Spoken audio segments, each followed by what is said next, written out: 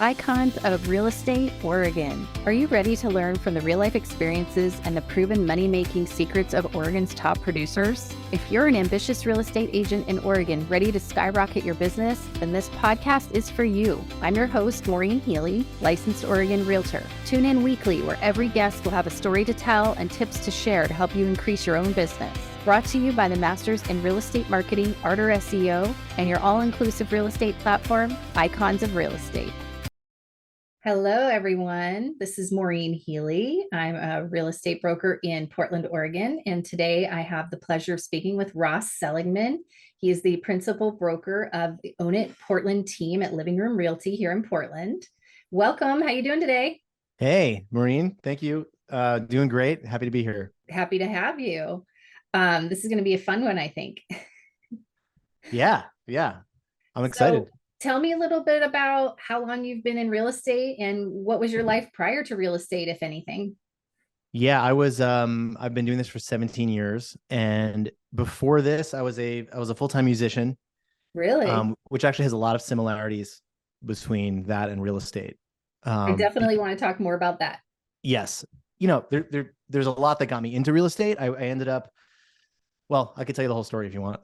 You want the story right now? Yes. Okay. So here's my story. So I came from the East Coast. I'm from New Jersey, and I came here about a little over 20 years ago. And I thought I'd stay here for like a year. I had no idea.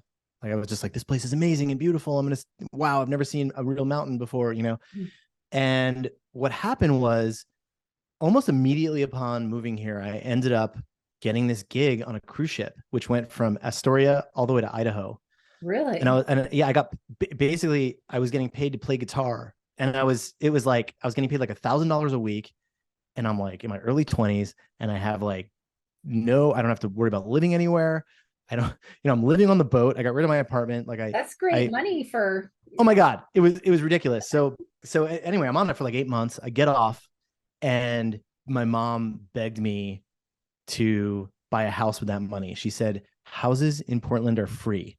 The reason why she said that was because we were from New Jersey. And over here, for those of you that know Portland, this was in the year 2000. So in the year 2000, you could buy an unbelievable Craftsman off of Hawthorne for $150,000. Oh my gosh. Right? Nowadays, those are 600 plus.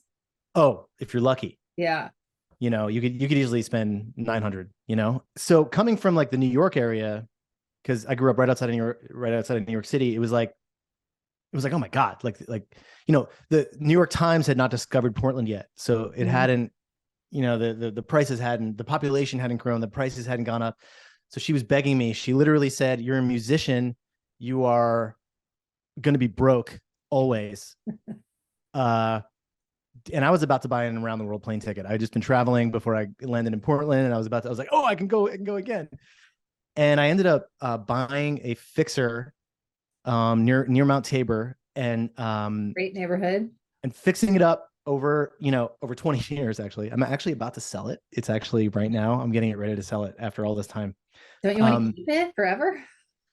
No, I've decided I need to let it go. But anyway, I had all my musician friends move in with me, and that's how I afforded it. And so because of that, I became. It's amazing how life works. How you never expect how one thing is going to affect something else, and you look back and you're like, it's just astounding how the path went for you, right? But I didn't have any particular interest in real estate at the time, but I got really into it going through the process at that age, and then learning how to fix up this 100-year-old Craftsman and doing everything wrong. And my real estate experience was terrible, by the way. I had the worst real estate agent ever. It was absolutely terrible. I was really young and I felt stupid, and I felt like I couldn't ask. I remember at the end of the transaction thinking to myself, I'm still really afraid to ask, what is earnest money? And where did you find your agent? Was it a referral, or how did you find? No, you know what it was? I looked around and saw who had the most signs. And just called it. Like I didn't know what I was doing, and this was back, like there wasn't Zillow back then. Like there, like that. I feel really old when I say that kind of thing. This is back when there wasn't Zillow. But so it wasn't like you weren't like online searching the way, and I didn't really know people. I was pretty new still here. And so anyway, so I just called, and I think what happened was I called the company. Like, I didn't know about agents. I called the company, and it must have been like this person, they must have been new, and it must have been their day to do Oh, like like floor walk-ins. time or Yeah, something. like floor Yeah, time, back in the day. Yeah. And then so years later, when I actually decided to do this for a living, I looked him up, and he's not, of course he's not in the business Surprise, anymore. surprise. But anyway, so that, but I've never forgotten that experience. Specifically, I've never forgotten that experience because, I all these years later, whenever we have a first time home buyer, especially if they're super young, I never, ever, ever want them to feel the way I did. And I even tell them that story. And I say, I never want you to feel that way. You can ask me the same question 10 times, ask us. Like, I want you to walk away and feel like I totally knew what was going on. Mm-hmm. and I knew the decisions I made, and I knew why I made them. Okay. So anyway, so that's how I got into real estate. I ended up being, quite young. And when we started getting a little older, my friends started to ask me real estate questions because I was the only one they knew, especially like a musician. And next thing I knew, I'm like, oh, this is like the other thing I like to think and talk about and do. Like, I love music. I love talking about this. Like, one is going to pay a lot more than the other. Well, and What, by this point in your life, did you realize not just the income possibilities from being a real estate agent, but the equity and the wealth building possibilities of real estate itself? Were you clued into that part yet? I don't know that I saw the possibilities for myself at the time, Interesting. But you but were I knew house that. hacking before house hacking was a term. House hacking, what is that? I Yeah. don't even know that term. Yeah, What does it mean? that's the roommate situation. You buy a Oh, house and then you rent out the rooms and they cover either all or most of your mortgage. And then you build, you're basically living for free or almost free in your own home. And then you can then go out and buy another one and buy another one, and just keep leapfrogging. yeah. That's how a lot of people build their portfolio. I should have done that. Now I have 2 little kids, and now I do not want to go like Oh no, not leapfrog. now. But when I'm like, oh, like I should have done that when I didn't have any, like, when I could just do whatever. But anyway, it's all good. But I'm glad I listened to my mom, because it didn't just mean I had a house. It actually got me into this entire other world. And when I say it's similar to being a musician, here's what I mean. As soon as I got into real estate, I was like, wait a second, this is familiar. There's zero safety net. There's no one is going to give you anything. Like, no one's giving you a gig. You have to go make your own. The hustle factor. You have to do all of your own promotion. You got to make your website. You got to like everything seemed really similar. So I thought that actually being an artist of some kind, a freelance artist, is probably a really good background to have if you're getting into real estate. You're right. You wouldn't think so on the surface when you say the two fields, but now that you're talking about it point by point, it's like, yeah, it makes total sense. You also have to be okay with massive amounts of rejection. That was the other thing. I was like, oh, wait a minute. Like, I get told no all the time, for music. Like, okay, I'll make some phone calls. I'll do whatever I have to do. And when people reject me, it's just, okay, next. So that I say that like it doesn't affect me at all. It's absolutely not true. I say that like, oh, whatever, no big deal, rejection. No, it's definitely, it's not easy for anyone. But at least it wasn't the first time I was just like seeing kind of the game of numbers. And okay, you know what? I'm just going to do 100 of these. Like, someone's going to hire me, So that's a story. Now, that was 17 years ago. So that was 2005. Is that right? Is that going to be 18 years ago? Pretty close. So that means I started before the crash. So I was pretty new during the crash. And that was a terrible experience and a wonderful experience, because just surviving that I learned so much from just surviving that whole experience. What was it like to work during that time? And then leading up to that time, it was I would imagine pretty busy. I think like 2005, 6. I remember I bought a condo in St. John's in 2007, early 2007. And I mean, it wasn't hard to get an offer accepted necessarily, but I don't know. I think prices were already going up at that time because I was having a hard time finding something in my price point. I remember that. And then going into 2008, 9, 10. So tell me what that was like going into that transition. Well, I wasn't as busy as most people were because at the time I was still heavily involved in music. Mm. And I think it's so funny to think about now, but like I was really into this, but I was also having like a slight identity crisis. Mm. Like it was so weird to be a working musician and like, hey, you want to buy a house? Like it was like the weird.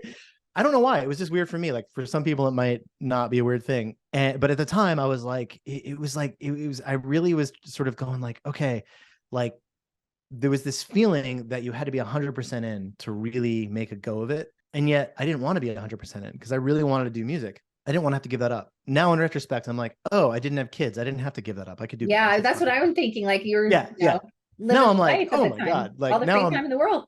now I'm still trying to like play some music, but there's the parenthood thing, like, which it's like, oh, that's a whole full-time job. Like what? I had so much time. What was it? Anyway, Right.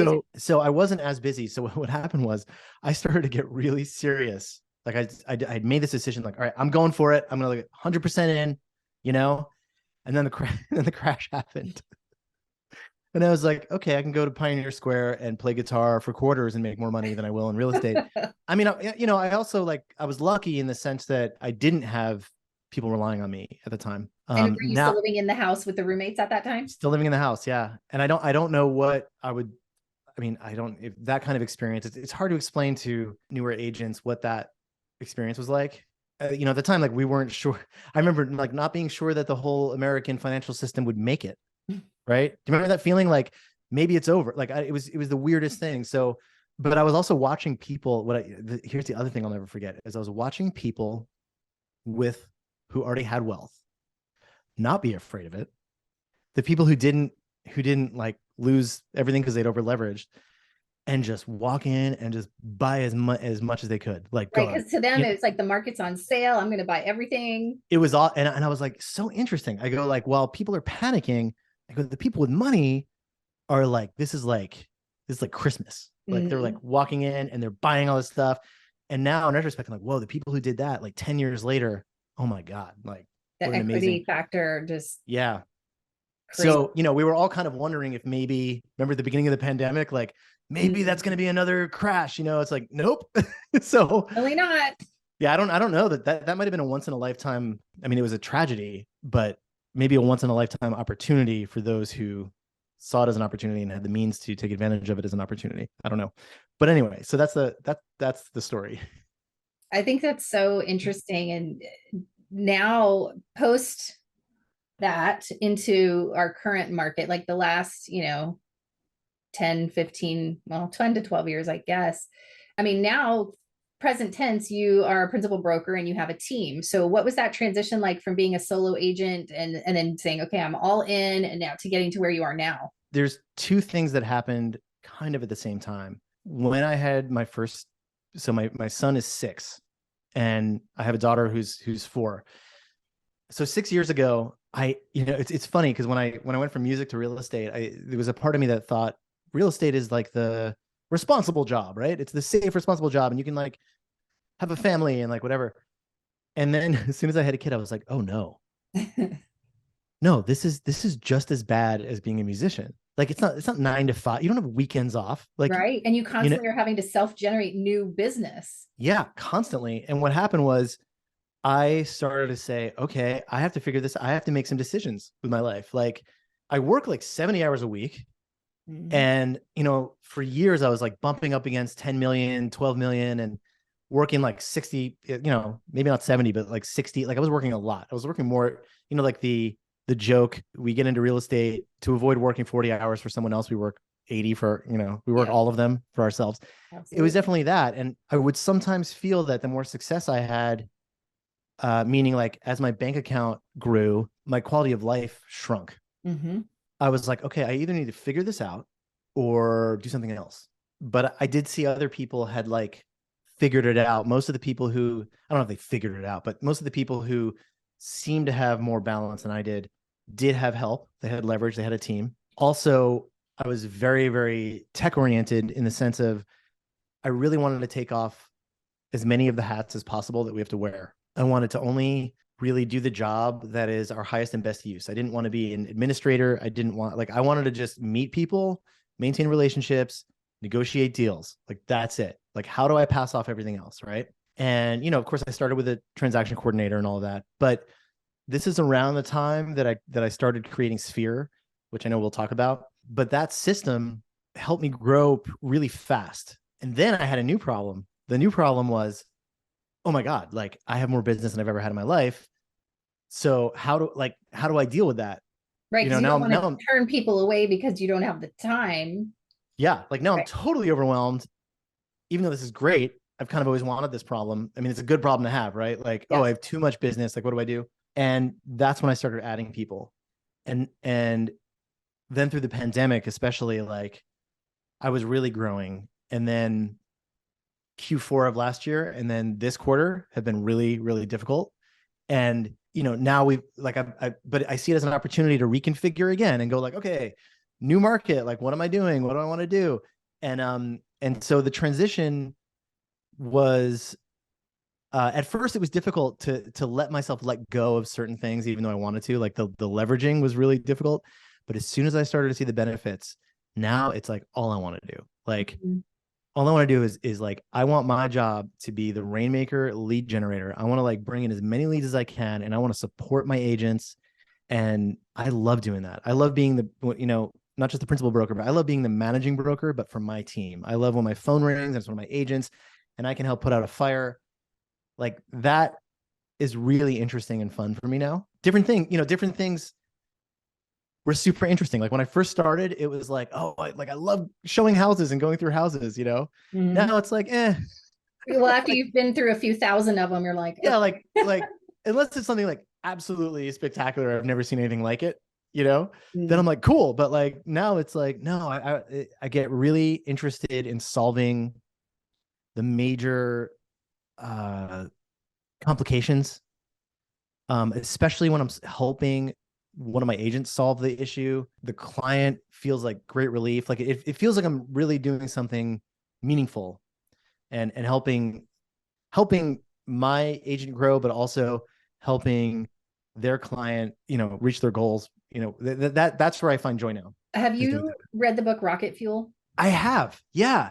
It That's sounds like sort of a you're random one, but somebody recommended that to me, and I read it, and I was like, this is like exactly it. There's the Did you take, visionary so and it the sounds like you are visionary to the max and you've got some integrators helping you out.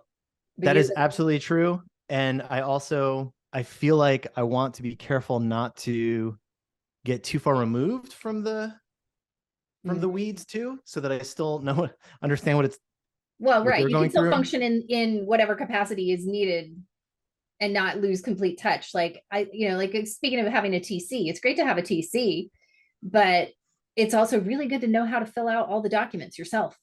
Yeah. Right. And Yeah. that, I think, is super important, something to not lose just because you have somebody else who can do it. Well, that's great. But for me personally, it's like, I always want to understand the forms and how to fill them out. Like, I don't want to have to always outsource that if I don't want to. Totally. Yeah. I want to be the visionary, and I want to help people who want to go and have boots on the ground at the moment, have their boots on the ground. Sure. You mentioned a couple of minutes ago that last quarter and this quarter were really difficult. What sort of Yeah. difficulties do you mean? Something I love about this business is in 17 years, this is a brand new market. I feel like I'm new, It is weird. right? Like, every market shift is brand new. I mean, the pandemic, like, we had never had that happen before. So I don't care how long you've been doing this. Like, if you're really being honest with yourself, it's new all the time, you know? Even transaction to transaction, like, I always learn something new. And I've been doing it for 6 years now, but it's like, ooh, I've never come across this thing before. Even Yeah. if it's market related or not, just it could be related to the transaction. It's the learning curve, like, never stops. Never stops. So what's the question? Oh, I just lost my train difficulties. of thought. The Oh, difficulties. difficulties. Yeah. Okay. So in Q4, I mean, when the interest rates doubled, we'd never experienced that. I'm not sure. Didn't they say like it was like decades since that had happened? And the shock to the market was astounding. I mean, the way that everything froze, like just absolute overnight, like crickets. Overnight was really, really difficult. I mean, it was like, I want to tell my agents like, okay, like this and that, but it's like, I've never gone through this. Nobody's gone through this. Right. Who's probably still in real estate, if anyone has ever, and it's been interesting because what's happened is I'm now, like I was saying about the crash, where I look back and I look at the lessons of that. The lessons of this moment for me are that people have a really short-term memory in real estate. So I don't even hear people pining away for the days of 3% anymore. Really? I feel like they're like are not harping on that, or maybe they weren't in the market to buy at that time. So to them, it's like they don't know the difference really. Or they've just accepted that like that was artificial. It was artificial for a long time. So it felt normal to people, but it was artificial and it's over and it's not coming back. And if it does come back, it means we have a major financial crisis. So we actually don't want it to come back. Right. Sellers. If it does, you better be ready to pounce. Yeah. Well, I think if rates go to 5%, we're going to have a frenzy. And I think rates will maybe at least get close, and so that will all be great for us. Right. But I think that the short-term memory is like, people are like, okay, like this is the new normal. And we're seeing people move forward. The thing that's really tricky in Q1 for us is that inventory is incredibly low. Yep. And specifically what the problem with that is that there's a lot of homes on the market that are not great, that are on the market, and what I mean is like for the price, because obviously like, depending on price point, but a lot of them are still priced too high for what's affordable with the interest rates. And sellers, it's really hard for sellers to accept that that's the reality. It just is. Like, you can't look at what your neighbor sold for last year. It's just not. Right. I know exactly what you mean. It's not that anymore. Tough. And it's tough too. Like I've had clients in the past couple of years that were like, well, we're going to sell, but we're not ready. We need more time. And then I was saying at that time, don't wait too long. We don't know how, and then we started hearing interest rates are going to go up. It's going to change. But in their mind, it's like, well, I'm just going to take my time. And now I've got people that I talked to a year ago and they are thinking that the value is the same. They're getting ready to list in a month. I'm like, no, sorry to tell you, but no, this is not the case. Gonna happen. Yeah. Bringing them into reality is a challenge. So what we are finding is when something really great comes on, and you and I are in the same market, so like, you know exactly what I'm talking about, right? So when something really great comes on and it's priced really well or low, which is, my buyers are getting super mad when that happens. Yeah. And then there's multiple offers, but I'm turning around and saying to them like, hey, like think about it. In this market, that's a good strategy. Like, like homes are either sitting forever or flying off the shelf. Like, which one do you want to? If you are the seller, you don't theoretically want to be sitting around forever. I know there are some sellers that are like, well, I'm okay to wait. I'll just wait it out. I don't care. But at the end of the day, you're not serving your client if you're not advising them like, okay, TikTok, we don't want to sit on the market for 6 months and have crickets. Like that's not. Well, then you're just inviting everyone to lowball you. Right. And so then you've got these people who, like, when I say list low, like for me, if my sellers want to do that, I still want them to list within the window of market value. Yeah. Like, I don't want them to list below market value. Artificially low. Right. Yeah. But just going to the lower end of that window in this market is, especially if you can get under certain search filters for Redfin and Zillow, it's like pretty wise, because, the thing that's frustrating for my buyers, right, is just constant 6, 7, 8 offers on those houses. It suddenly feels like it's 2021 again. It's going 100,000 over list. So that's, it's tough. And so, okay, so here's the thing where, I want to know if you're having the same thing. So I have listings coming on in March. I have people who've been waiting, and they're going to go on in March. I've been calling stagers. Stagers are saying to me, I think we're going to be out of furniture in March and April. Wow. Well, this is the busiest time, right? This is the busiest time, but I'm thinking finally, seasonality seems to be back. And even I, after all these years, totally got used to there not being seasonality during the pandemic. Right. But I'm getting really excited at the prospect of like tons of inventory. I hope coming on, like, let there be tons of inventory. instead of these houses where like one good house comes up that's priced well and there's 7 offers, let there be 3 that would all fit the bill to dilute those, I want to get my buyers pending. Sure. Right And now. it is interesting because I watch the market reports that RMLS puts out, and the months of inventory chart is always the first thing I look at. And it has gone up. I mean, we were under a month of inventory for a long time. And now I think the last one it said 2.6.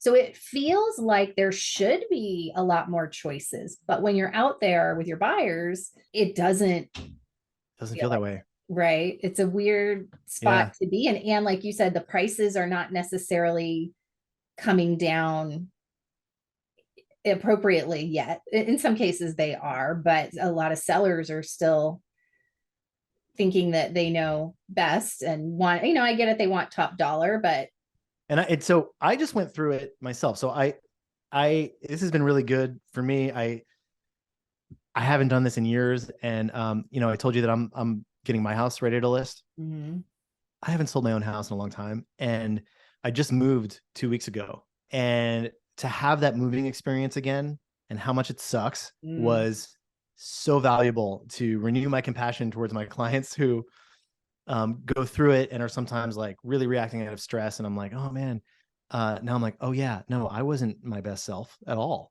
Like in those 2 weeks, but also then trying to make my own price decisions. Like, so, how it is. It's like someone calls me to go see their home, and I'm like, okay, like this and that, the other thing. And this is what I think this is what I would do if it was mine, and blah, blah, blah, blah, blah. Once it's mine, I'm like, oh, I don't, and for me, I don't want it to sit. I also do this for a living. So I know that, okay, if a seller like wants to take their time, okay. But I also know that time correlates with lower offers. So I'm like, no, I don't want to leave any money on the table, but I don't want, the whole, like, I started to think about all the things personally that my clients do. And it was a really good refresher. And so I actually told my team, would you please do CMAs for me? Like I need to get some separation. Well, from my own home. Perspective, right? I lived there for 20 years. I need you guys to do it, So yeah, so that's interesting. That's great that you got that experience though, because you're right, moving does suck and it is extremely stressful. And we're doing this big thing with them. It might be the biggest. It's usually the biggest financial situation that people are working on when they're buying or selling a house, but also the logistics and the stress of like, well, I don't want to list my house because I don't have another house yet, but I can't buy another house until I sell my house. And what am I going to do? Where am I going to go? I mean, I had people in 2021 who we were in that situation, and their buyers, I was the listing agent, and their buyers couldn't close for like another extra, I don't know, month or two. It went on a long time, and they were in an Airbnb for 2 months and they were going insane. And that was when every offer was just out of control. And they were like, we're never going to get a house. What are we going to do? And they, of course, they eventually did, and it was fine. But that panic and stress is real. Yeah. Sure. Good to experience a measure of it myself. Definitely. For sure. So one of the things you referenced earlier was Sphere. That's a CRM that you co-created. And I wanted to dive into that a little bit because it's actually something that I personally have been using for a few years and love it. It's really helped my business and my organization. I love that. And I want everyone to know that Maureen and I have never spoken before. We truly have not. and when Maureen reached out and said, I actually been using Sphere for 4 years, I was like, awesome. It's for anyone who wants to check it out, it's usesphere.com. How does it create a software? I mean, it wasn't something I had planned on. And I also, it's been I don't know, 6 years, 7 years now. It is my love. It's like my baby. I absolutely love working on it for so many reasons, which I'll tell you. But what happened was I was helping someone buy a house. This was 7, 8 years ago, maybe 8 years ago. And he was a really interesting guy, and he worked for a startup incubator. And I thought that was really interesting. And I'm talking to him, and he says, "Oh, my boss is looking to do something in the real estate space." And he was this was back when everything was appraising low. Like everything was coming in low. It was a nightmare. We may start to see some of that now. I think we are seeing some of that now until until the numbers change, because they only look at the past few months. But anyway, so he was trying to do something with lenders to sort of certify appraisal. It was this interesting idea. And I tend to be an early adopter of things. At the time, I was trying to piece together my business out of like 5 or 6 different things that I was paying like $50 a month for each of them, and taking like 10% of each of them to try to automate things. And so I was very like, oh, this is great. I'm an early adopter. Like, I would love to meet him. And he had said, yeah, he wants, he knows I'm buying a house, and he wants to see if you'd be interested in talking to him about, like, to see if it's a good idea. If you think it's a good idea as a realtor. I'm like, great. So I meet him, and I'm telling him, I think it's a great idea. I bring a colleague who I knew would be just much more like skeptical. And she just told him why it was a terrible idea. She was actually right. And they didn't do it. Right. A couple years later, I'm in another real estate transaction, and I realized it's actually, I had the buyer, and this guy, the boss, was actually selling his house, and there was like 15 offers, and we ended up getting it. And I was like, God, why does this email address sound so familiar? And I realized it was him. And I reached out to him, and I said, okay, I can't really talk to you because I'm on the other side. I go, but when this is done, hopefully it goes well. Mm-hmm. And I would love to connect with you. Like, I'm fascinated by what you do. And like, I know that you were interested in something in the real estate space, and I'm just interested in talking about it, but I didn't have this kind of thing in mind. We became friends, and, it was after the sale, we connected, and then we became friends. And then at a certain point, we just started talking about this thing. Like, I was like, there's a million CRMs, and I know this is a CRM. I wish I could find a different name for it, because it's not exact, right? It's not exactly a CRM. I mean, it is a CRM, but it's a different kind of animal than what you think of when you think of a CRM. One of my goals was to be able to take all of these things that I was using 10% of and put it all into one. But the other thing was, I felt like all the CRMs that were out there were very much, I call it like sexy to Silicon Valley. Like Silicon Valley is interested in building things that just churn out thousands of leads, and then want to like automatically spam them all day long. And really, the way that I was running my business, and the way that I saw most successful agents running their business, was very relationship based. Even if they were automating a lot, and even if they were paying for online leads, like I do some Zillow, I do all of that, but I don't see the ROI of Zillow as being the sales from Zillow. Mm-hmm. Like, if I can just get Zillow to pay for itself in a month, we do better than that. But if I can just get it to break even, I'd be happy, because what I'm doing is I'm bringing people into Sphere, and then I'm working on them to bring them into my relationship-based business. And then I'm looking to create referrals out of them and relationship out of them for the future. To me, the ROI is building my database through online leads, so that I can then get multiple sales in the future from them and with them. So yeah, so that's basically what happened. Is we set off on this journey of building this thing. And what's amazing is, like, he had lots of experience in that kind of world, not real estate, but in the software building. Yeah. And I didn't. I'm like, oh, we'll build this, and then like everyone's gonna want to be on it, and it's just gonna be great, And I was really, and he gave me all these books, like, you need to read this book, you need to read this book. Oh, boy. And I'm reading them, and it's about how hard it is to create something like this, right? I'm like, oh, it's gonna be great. And so many things I didn't realize. One is that it's never done, like ever. Like it's every day. Like Google just has to change one line of code for like security, and like the whole thing doesn't work. Oh, boy. Right? So we have like 12 people on staff that are just developers. We have this whole team. Okay, I could go on war stories about that. I'm not going to. It's been such an incredible learning experience to do it. And what's happened is it has grown and evolved from an agent perspective more than I think any other like platform like this could, because this is like a bootstrap tech company. We're not owned by Zillow. We're not, you know what I mean? Like, we don't even have investors. Like, we have no investors. Like, it's just us, it's Hayden and I. Hayden's my partner I'm talking about. We have our developers, like, and what happens is, like, over time, so many of our features have happened because of agents, a lot of them in the Portland area, although now most of our users are not in Oregon. They're all over the country. We have people in Canada, but the ideas that come from the agents themselves And, I would get these ideas and I go like, oh my God, that'd be amazing. But I'm thinking of it from the perspective of like, that'd be amazing for my real estate business. Mm-hmm. Not like, oh, cool, we could put that as a feature. It's yes, put it as a feature, but it's like, oh, I want that for my clients. Like I want that for my real estate business.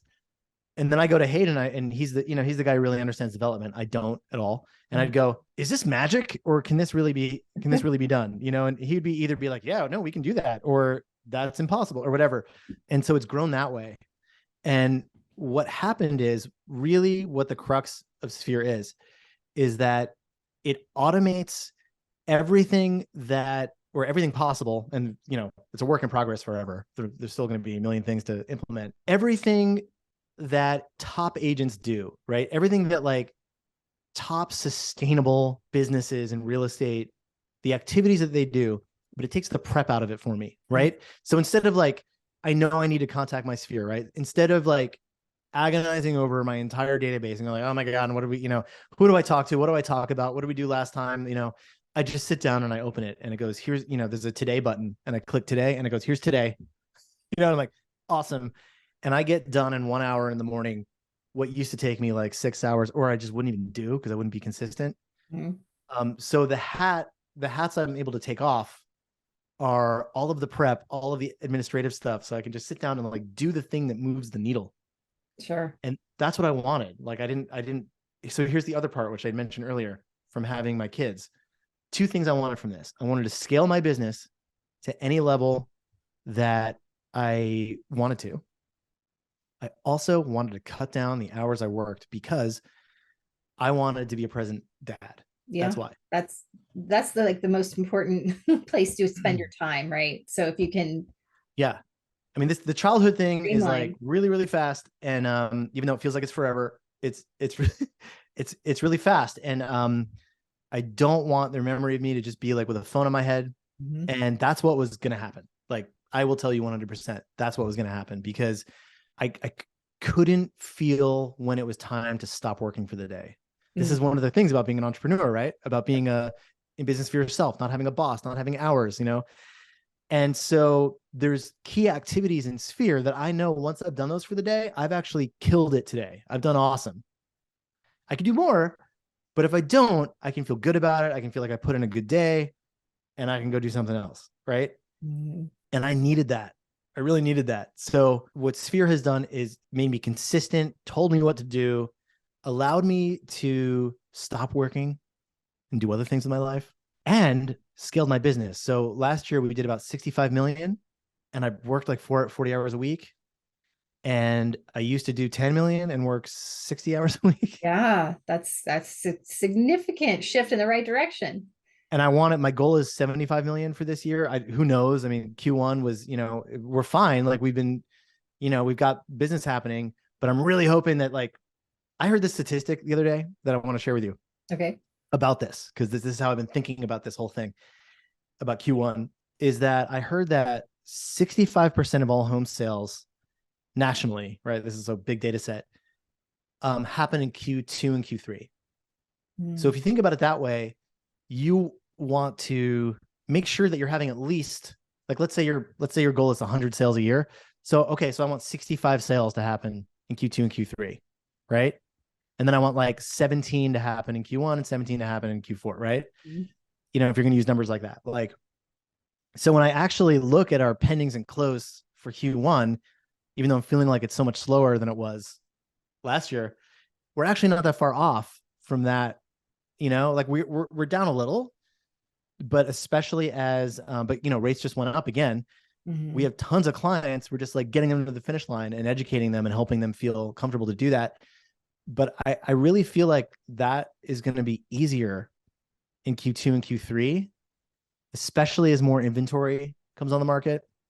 Okay. And we could slay our goal, for that's the an year, interesting way of breaking it down. I've never looked at it in that way. Where did you get that statistic from? Is that like a NAR statistic, or? I don't, I'll tell you, I think it was from Craig Rieger. It might've been, or maybe my coach Chase, who's in Idaho. So I'm a coach for RCC. And then I'm also, I have a coach, right? Really into coaching. I love coaching. I love receiving it. Craig Rieger coaching is not something that I'm familiar with. Can you tell me a little bit about that? And how did you A, decide to do coaching in the first place, and B, choose that company? So it happened organically. Like what happened was, I didn't know Craig, but I knew of him. I mean, he's, a rock star, like, mega team agent, been around for years and years and years. And what happened was, somebody who worked for him, I didn't know that he was starting this whole coaching, and consulting company. And what happened was they reached out to me because they were looking at CRMs and somehow came across Sphere and wanted a demo of it, wanted to talk about it, wanted to see if maybe it was something that their coaching clients would want. And I started talking to them, and then they called me back at a certain point and said, have you ever wanted to be a coach or ever thought about it? And I was like, no, not necessarily. And then we started talking about it, but I'd received a lot of coaching and really believe in it. I said, you know what? Like, I feel like this is kind of how I approached a lot of this.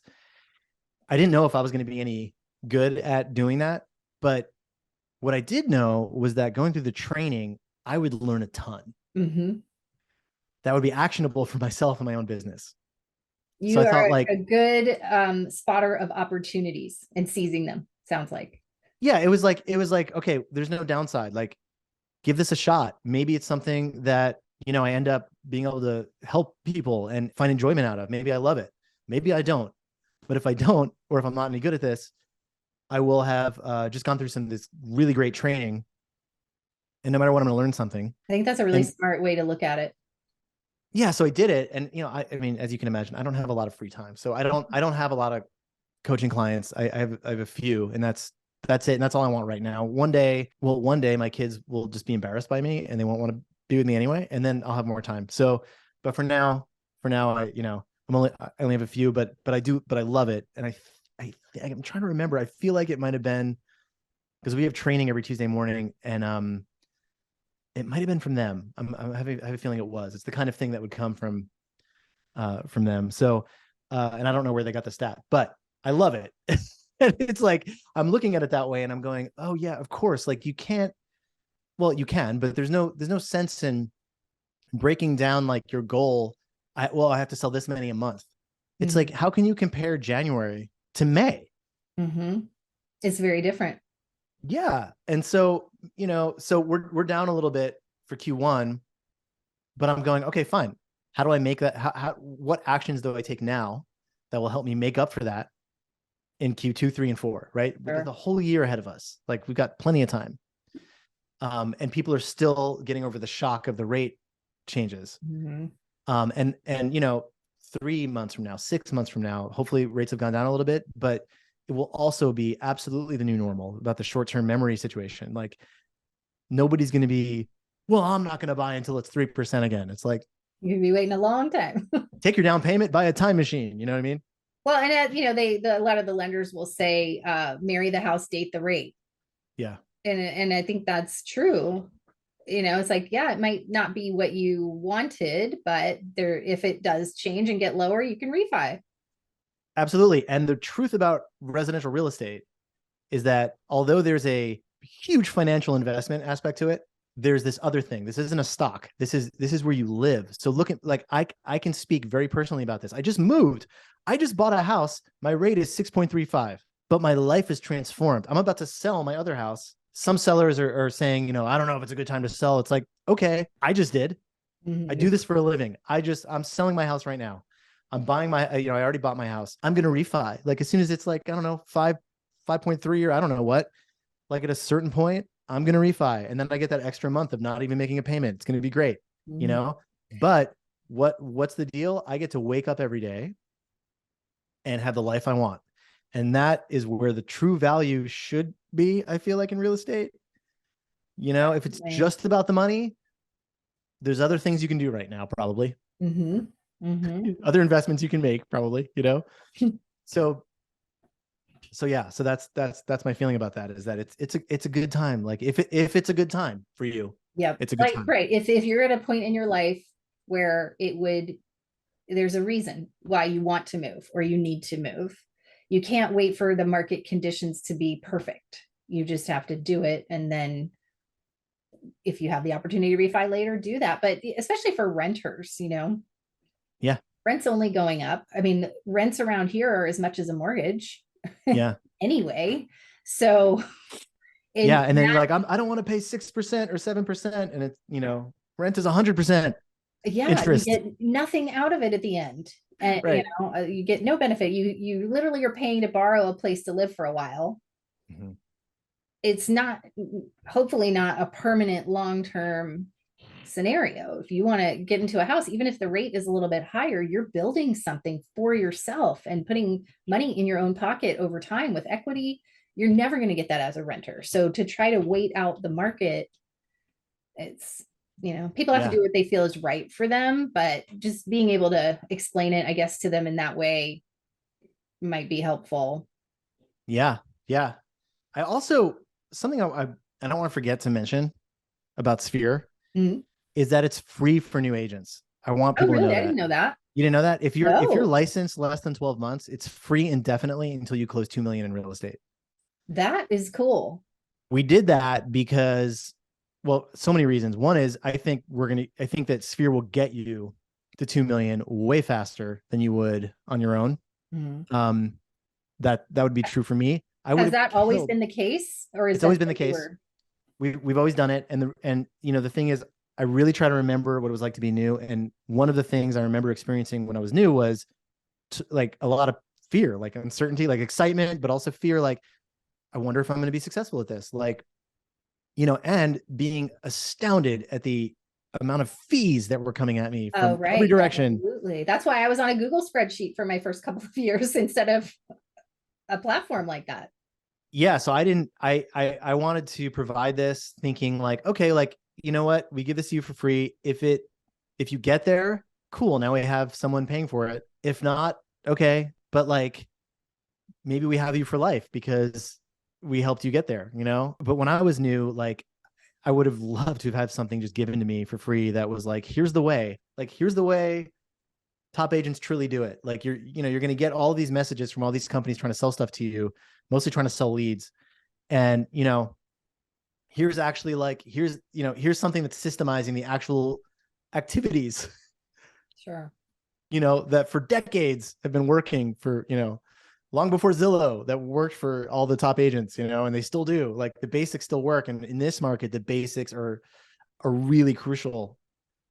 So I just wanted to make sure I didn't forget to mention that. That is really cool. And you should be shouting that from the rooftops, because probably most people don't realize that. I never had heard that. And I've been using it for a few years now. I did not know that. Well, everybody go to usesphere.com. And if you're under 12 months, just sign up and it'll automatically put you in that program.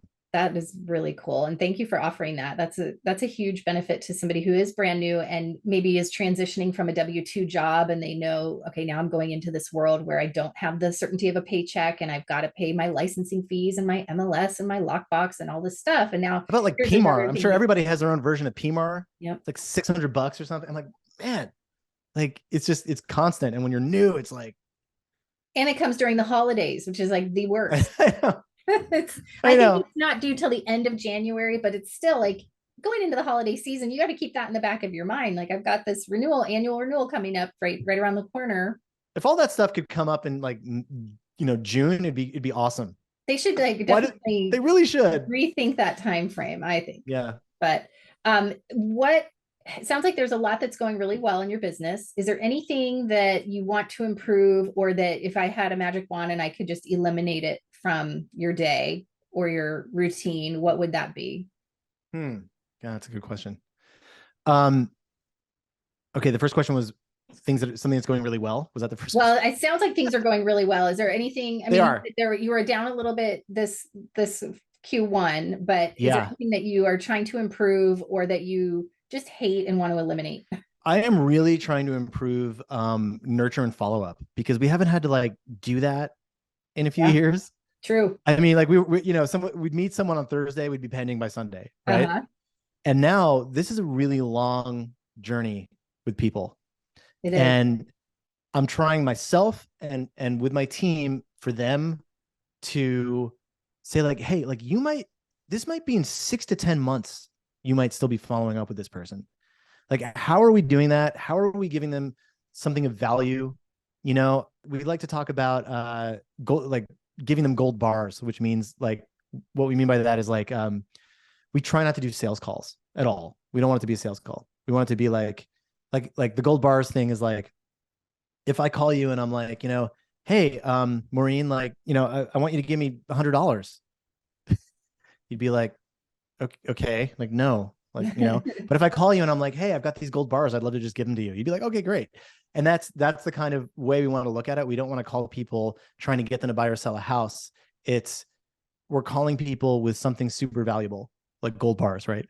But more like, hey, you know, I you know, there's this program that I thought you would love, or there's this, you know, this thing I just learned, you know, or would you like to know, answer any questions about the market, or like, hey, I'm doing a happy hour, I would love to invite you.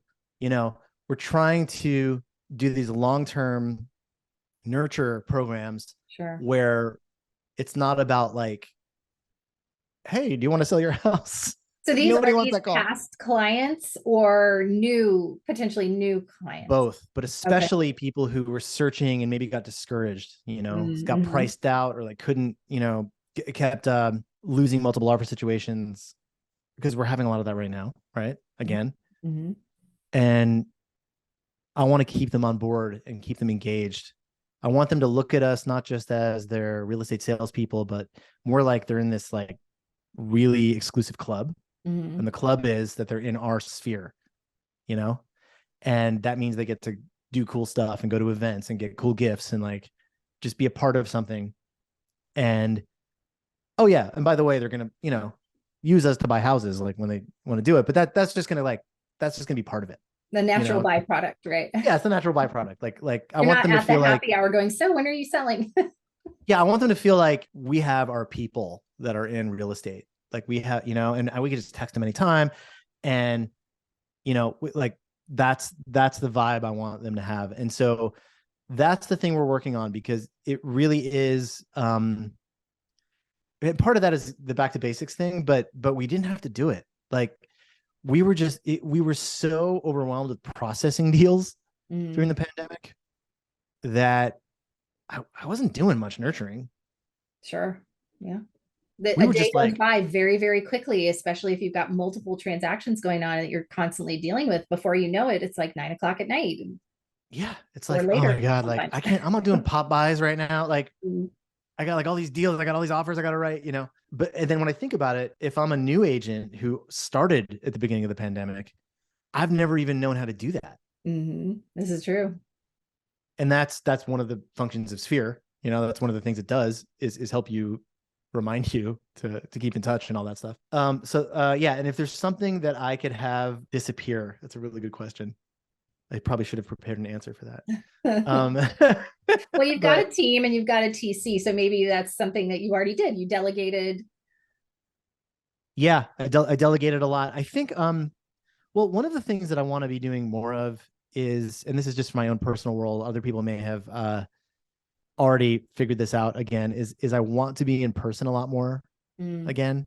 I'm still not, you know, I really want to get in front of people. I'm still not as much as I was, you know, so that's something I'd like to change. The main thing that we are focused on right now is to try to talk to 3 to 4 times as many people as we were, with the idea that we need to do that to do the same level of business. Yeah. Now we might eat our words. We might find that no, once rates go down a little bit, or for whatever reason, we're just doing that much more business because we're talking to more people. Like it may not, but I want to come from that perspective. Like, hey, let's just make our reach and our connections that much more, and the business will follow. So that's the main focus at the moment. That's great. Well, we can start to wrap things up. I really appreciate your time. Is there anything else that we didn't hit on that you like, any gold nuggets you have for agents that are trying to grow their business? If you do not have a system, I mean, and I'm not even saying it has to be Sphere, but you got to have a system. I saw this morning, I saw that there was like, it was something like some huge percentage. I'm going to get it wrong. It might've been 68% or something. I feel like I have in my mind, of agents didn't have any kind of system whatsoever. Like nothing. Wow, nothing. Like no database, not even a semblance of a database. If you're going to treat this like a business, You have to have one because it is the lifeblood of your of everything. It's the lifeblood of your business, and it's how you're going to be able to structure a life. Yes. Not just to make money, but like, okay, like, when am I starting work today? When am I stopping? Mm-hmm. You know, people think sometimes, oh my God, it's a real pain to put together a system. It's like, no, it's a real pain not to. It's Mm-hmm. just, it's constant. You're never not working if you haven't systemized stuff. And especially when you've got a young family or a family of any sort that you want to spend time with, and you need to have that structure in your day so that you can turn it off and Totally. go spend that time. Because, So, none of us can get more time. That's the thing. It's like, that's the one commodity that all we can do is manage it to the best of our ability to get in all the things that we want to get in a day. Yeah. So the two things are that have a system. Okay. Mine is usesphere.com. Doesn't have to be that one, but that's the one that, that's the one Maureen uses too. I personally like it. And then also I really, really, really recommend you get a coach. I've been receiving coaching for over 10 years, and I wouldn't have achieved a fraction of what I have achieved without it. And one of the main reasons is it really transformed my mindset at crucial moments. The coaching company I work with is RCC, Rieger Coaching and Consulting. There's lots of great coaching companies out there, lots of great coaches, but I just want to share at least the ones that I'm involved with RCC and Usphere. But those are the two things. I mean, I just think it's, nothing magic, nothing, no nugget that no one's ever heard before. But there's a reason that these are the things, because this is what works. So it would be really interesting to see, and I'm sure there's statistics on this somewhere, but the production volume of agents who get coaching versus those who don't or have never had it. Yeah. Agreed. Because I personally have not, it's not something I've done yet. I mean, I'm interested in doing it, but I'm sure the growth is exponential when you've got that professional development constantly and the accountability factor. Actually, it was my coach who told me about rocket fuel. You asked about that book. Yeah, it was my coach. Like, you need to read rocket fuel. Like, I mean, even things like that, like getting turned on to things that I wouldn't, or ideas, and also my coach is in a different state, and that's really, really helpful, because there's things that I just wouldn't even think of, because, it's just nice to have a coach that's like out of my market. Yes, I agree. So you can learn, because, we're in a bubble, and after you do this for a certain amount of time in the same market, you understand the dynamics of your local place, but then talking to somebody in an outside can just give you a different perspective. And even though they're in a different geographical location, there's still things that apply no matter where you are, but it just might not be something that we experience in our day-to-day. So I think that's extremely valuable. Yeah. The last thing I would like to just share is I love to connect with agents from all over the country and all over the world even. My Instagram is at Ownit Portland, OWNIT Portland. So if anybody wants to connect with me, please do. Excellent. Thank you for sharing that. And I really appreciate you being here today. Thanks, Maureen. Let's do a deal. We're in the same market. Let's do a deal together. I'm surprised we haven't yet, but I'm sure we will. We will. Well, thank you again. Oh, one thing I meant to ask you was, how long have you been at Living Room? 7 years. 7 years. And where were you before? I was at Windermere before that. Okay. How did you choose your brokerages? Windermere, I wanted to be somewhere really, really established, really, really big when I was new. And it's funny because like a lot of this, who knows how much of this is like truth or real. This is just how I felt, right? I was new. I was a musician. I felt like, why would anyone want to use me? Like, I wanted to be associated with a brand that was really well known, really big. It's like, okay, Windermere, like, it's not an unknown quantity, right? I was there and I really learned. I learned a ton. I had amazing experiences, made amazing relationships, was there for 10 years. And then I just got really attracted to the smaller boutique type of thing, the more local vibe of Living Room. And it's just been a really good fit for me. They have such a beautiful aesthetic. I love the marketing. Yeah, I know, me too. And it's just like, it's a very different kind of feel in general, being there. Although it has grown quite a bit. Yeah, it's grown a lot. How big is it now? I mean, I know there's multiple offices, and I think out at the coast now, and the coast, and I know that they've just opened one in Vancouver. I'm not sure how many agents we have now, because things have changed over the last few months. I don't know. Sure. Like I think, but I don't know, maybe 130, 135, maybe, not sure. Okay. But yeah, it's a wonderful place. It's a wonderful community. I know a few agents there, and they all speak very highly of it. Yeah. Yeah, well, I mentioned before, you asked me before we started, I am with EXP now. I recently moved over there, and I just wondered if you are familiar with that model at I all. am. Yeah, no, I found it fascinating. A totally fascinating model.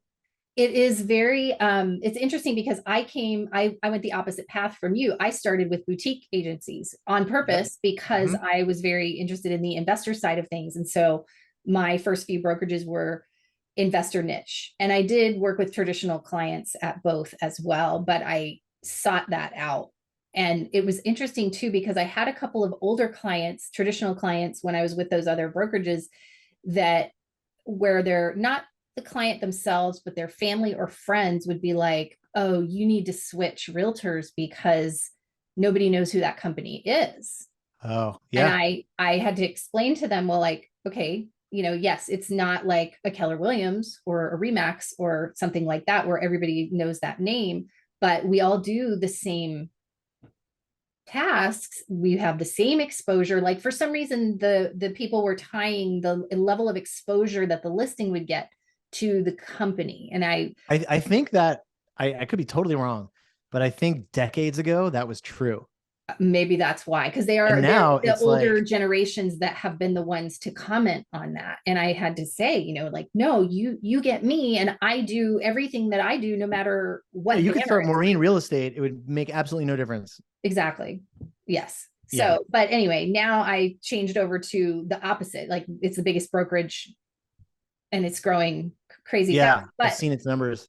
it's interesting. But the thing that really was appealing to me was that the revenue share part, where like Yeah. we can all help each other make money indefinitely into the future, that is not tied to, it doesn't come out of the agent's commission, it comes out of the company's portion. Mm, And I yeah. know I heard a statistic that was pretty astounding. Like I think it was Q3 2022, the revenue was 1.2 billion, so the revenue share was 600 million. And here's the kicker. Wow. Yeah. So the thing about it is right now, I think we're about, last I heard, 89,000 agents worldwide. Only about 10% of the agents are participating in the revenue share portion. So that portion, that 600 million for just Went the to one 10%. quarter, yeah, was shared with only Wow. 10% of agents. So if you do the math, I mean, that's like 60,000 bucks in revenue share for one quarter. Yeah. That was where I was like, head turn. Okay. Right. And it goes on forever as long as those people stay with the company. And it comes out of, we have an 80-20 split. It comes out of the company's 20%. So you always make your full commission. So that is really cool. And then there's the stock part of it, which I don't know all the details of, but I do know that if you hit certain production goals, you can actually earn your cap back in stock every year. So you could essentially be in for zero. So there's a lot of other things too, but for me, like I'm really into the multiple streams of income and trying to get Yeah. passive income Yeah. that will just come to me whether I'm sleeping or taking a month off or whatever I'm doing. Totally. So Totally.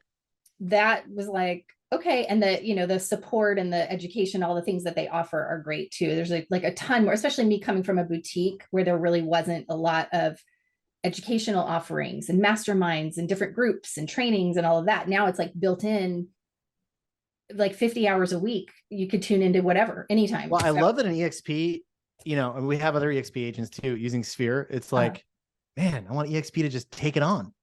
Come on, EXP, take well, it come on for on all your people. over, bring your whole team, and we'll make lots of business together and it'll be great. And we'll all be rich. Cool.